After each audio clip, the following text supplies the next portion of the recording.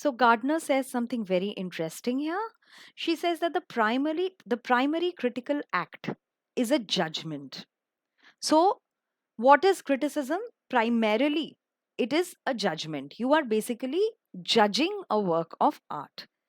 The decision that a certain piece of writing has significance and value. So, the primary job of the critic is to make a judgment, to pass a judgment, and to express their decision and opinion about a work of art, about a literary text in this case, and state whether it is important and whether there is any value in it. It asserts a hold in some way upon my intellect, which entertains the propositions which it makes. Now, what impact does this have on the reader who is reading the critical piece about the literary text? So, the reader is definitely intellectually influenced by what the critic has to say about the particular work of art, and the reader starts engaging with the critic's opinions. The reader starts entertaining the propositions which the critical piece makes. Entertaining the propositions, in other words, the reader starts getting influenced by what the critic has to say. It appeals through my senses and imagination to my capacity to recognize order and harmony and to be delighted by them. So, she says somewhere the critic plays an important role in helping me navigate and understand the inner order and harmony of a text and to derive pleasure and delight from reading the text. It appeals also to my experience as a human being, to my conscience and moral life. So, A, it has an intellectual appeal, B, it has an emotional and a human appeal. So, this, according to Gardner, is what criticism should truly do. Rather than labeling works good or bad or poets great or ordinary, criticism should help us find the inner order and harmony of a text, and it should have an intellectual as well as a human or emotional appeal for us. So she calls this a fruitful critical activity. And then she goes on to say that the critic's function then is to assist his readers to find the value which he believes the work to have. So every critic will have a different point of view, right? Every critic will approach a work of art from their perspective.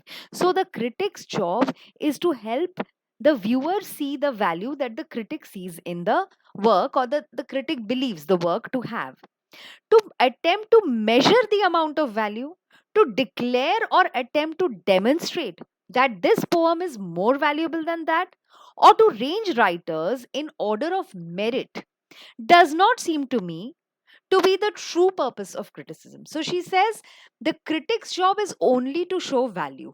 The critic's job is only to show us the order and harmony. The critic's job is only to intellectually stimulate us, to engage us emotionally. The critic's job is not to um, rank writers in the ascending order of their greatness. The critic's job is not to grade or rate works, saying this work is greater than this or this work is not as good as this one, because this is not the critic's job. This is for the reader to decide, right? So the critic can only show us value, but the critic cannot say this is more valuable than this. So that is what Gardner does not like in the current trend of criticism, which tries to uh, prove that X is great because Y is not. Hmm. And then she goes on to quote the great poet William Wordsworth. She says over here, if we look at what Wordsworth has said, he says, if thou indeed derive thy light from heaven, then to the measure of that heaven born light, shine, poet, in thy place and be content. So she is borrowing a leaf from Wordsworth's book, and she says, see, if the Wordsworth is comparing a poet to a star, and he says, poet, you are like a star in the sky, and there are many stars in the sky. And let us presume that stars derive their light from heaven, right? So you should shine, poet, and you should be content in your place and with your light, because every star is unique, right? And every star gets light from heaven, so which means every poet is talented and they have this gift which lights them up from within. So we should not bother too much about whether that star is brighter than me, or am I as good as the star to my right? No, every star in the sky is unique and they have a unique place. So she says comparison is the most valuable tool by which to bring out the individuality of the writers compared. When used to attempt to set one up and put another down, it usually reveals not objective standards of value by which writers may be ranked, but imperfect sympathies in the critic. So she says comparison is good if it is positive comparison. That look, while poet X focuses on this, poet Y focuses on this. But the moment you say, oh, poet is great because poet X is focusing on this, that is problematic. Because comparison should not be done in a negative way. And when it is done negatively, then it means that it is obviously the critic's bias which is interfering. The critic is putting thoughts and opinions in the reader's mind, and the reader then cannot judge for herself, uh, if she, because she's bound to be influenced by what the critic is saying, right? So, if we look at what words T.S. Eliot, who wrote his famous critical essay, Tradition and the Individual Talent, and we've already been through that essay. So, if you look at what T.S. Eliot has to say about criticism, he says, uh, the critic should be able to choose a good poem and reject a bad poem. Now, Gardner objects to this premise. She says, I don't agree that there is something called a good poem and there's actually something called a bad poem. This is a binary and it is not a desirable binary at all. Nothing is completely bad or rejectable. So she says, and how do you define a good poem? So, in Gardner's view, a good poem, I will call something a good poem if I'm content.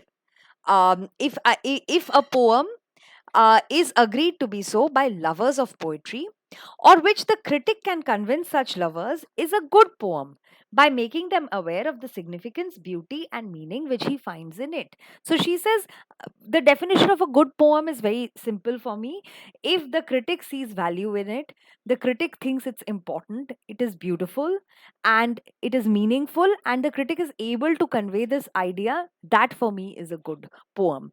I don't have to hold every poem against, say, a great writer, a great classic. So, in a way, she is negating, if you remember, Andrew Marvel's the touchstone method, where he says that you need to pick out chunks of verse. If you want to test the greatness of any literary work, you need to pick out chunks and you should map them, or if you should put them alongside the works of great uh, writers of the great classics. And if the work that you have pulled out, it has the loftiness, the nobility, the magnificence of these classical writers, you can call them great works. So he speaks of the touchstone method. Eliot also speaks about the whole tradition, whole English tradition, and how the critic must test every new work as a part of this tradition by comparing them to the older works. Now, Helen Gardner rejects this stand. She says, no, I don't believe uh, that is what proves the greatness and the worth, the true worth of a great work of a great literary work. By good, I would look at its inherent harmony, order, beauty, and meaning. And Then she goes on to talk about Samuel Johnson, who himself was a very renowned critic. And she says in Johnson's allegory, in the third number of The Rambler, Johnson used to run this chronicle called The Rambler. So she says Johnson describes criticism as the eldest daughter of labor and truth, committed at birth to the care of justice and brought up in the palace of wisdom. She was appointed the governess of fancy and empowered to beat time to the chorus of the muses when they sung before the throne of Jupiter. When the muses descended to the lower world, she accompanied them. Justice bestowed a scepter upon her to be held in her right hand. With this, she could confer immortality or oblivion. So, this whole piece is an analogy to describe what is criticism. So, criticism is a product of labor and truth. Criticism is the daughter of labor and truth. So, when you work hard and when you're true to something, that those are the first. That is what will lead to good criticism, according to Johnson. So, Johnson says criticism requires hard work and it requires integrity to be true to yourself, hmm, and to be committed to justice. And criticism is nurtured in a wise environment. So you need to be. The environment needs to be full of wisdom. So that's why he says criticism is raised. So if she's a little girl, she's being raised in the palace of wisdom. Okay. And And then she says that when criticism comes to earth, so this is all happening in heaven. And when she comes to earth, what does justice do? Justice bestowed a scepter upon her to be held in her right hand. So these are the sorry, these are the muses. Muses are the elements that inspire a great work of art. So when the muses were descending on earth to inspire the great poets and writers, justice. Now we have to imagine justice as a person. Hmm? So justice gives the muses a scepter. Okay, to be held in her right hand. Scepter is you can see the picture over here. It is actually something which rulers held, which kings of lands held in their hand to indicate their authority, to indicate that they were the ruler of the land. And this scepter has the power to convey immortality or oblivion. So criticism with her magic scepter can write about a work of art, and her response to a work of art can either make the work of art very famous and immortal for all times, or it can just make people forget the work of art. So it is on. So criticism has the power to either immortalize a work of art or to make people oblivious of it, that is forgetful of it. But Helen Gardner refuses to rejects this metaphor of criticism being the scepter. So she says rather than the scepter, which is like a wand or which is like a ruling symbol, I would say criticism is more like a torch. Now, you know what a torch does? A torch has a light, it has a flame, right? At its tip. So, a torch actually helps us find the way we need to take, or the direction in which we need to move. So she says that should be the symbol for the critic. The critic should not tell us with a scepter in his hand that you need to say this is good, you need to say this book is bad. No, the critic should hold a torch up for us and help us, and just illuminate what is in front of us, provide light, so that we can see things clearly and we can find our own way. So she says elucidation or illumination is the critic's primary task as I understand it. So thus she rejects the scepter and she accepts the torch. So these are the two central metaphors of the essay. And she says comprehension is limited by the capacity of the comprehender, and inexhaustibility is one of the marks of a work of art. So she says, the thing is, when you read a book and you say, I have understood this book and now I'm going to write about it, your understanding of the book, your writing of about the book is going to be limited by your understanding of the book. What about another person's understanding of the book? So comprehension or understanding is going to always be very limited, because it all depends on how much capacity you have to comprehend or you have in order to understand a work of art.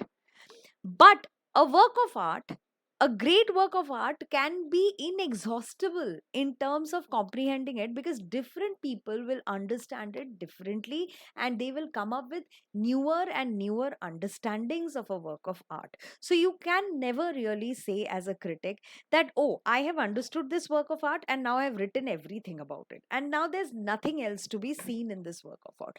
That is a very limited approach. In fact, true criticism is when you give when you just show us the possibilities of uh, what all the text contains, and from there we pick up threads of understanding and we develop our individual understanding of a piece of art. But although we have only our own eyes to see through, we can train them to see better. So the critic's job is to train our eyes to see things better, not to shut our eyes and see things on our behalf, right?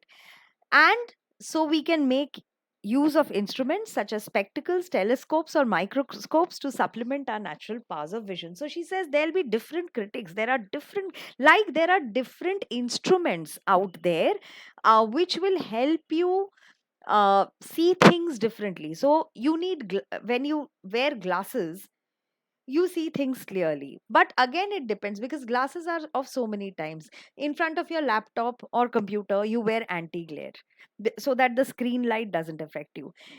If you are short sighted, you wear different kinds of glasses. If you are long sighted, then you wear different kinds of glasses. If you are long sighted and you wear glasses that are meant for short sighted people, it is not going to help you see things better. Similarly, instruments such as telescopes and microscopes make you see different things in different ways, right? So, if you are in a field or out trekking, you will use binoculars. If you want to see bacteria or microorganisms, you will see them under a microscope, then you will not use a telescope. If you want to look at the celestial bodies or the stars in the sky, you will use a telescope. Now, compared to a binocular, if you want to look at a distant mountain, a pair of binoculars, if you want to look at a distant mountain, see looking through a telescope is definitely going to sharpen your vision as compared to a pair of binoculars. So different instruments will make you see things in different ways and make you also see different things. So she says treat critics like these instruments. So one critic is a binocular, one critic is a pair of glasses, one critic is a telescope, one critic is a microscope, and you need to use all these instruments and train yourself to see better. Not that you just stick to the microscope and you think that only the microscope can give you the whole truth, or you stick to a telescope and you think only a telescope can give you the entire truth. So you need to have an assortment of instruments, which means you need to have an assortment of critical approaches to develop your own understanding of a text. So that was the essay in brief by Helen Gardner. Thank you so much.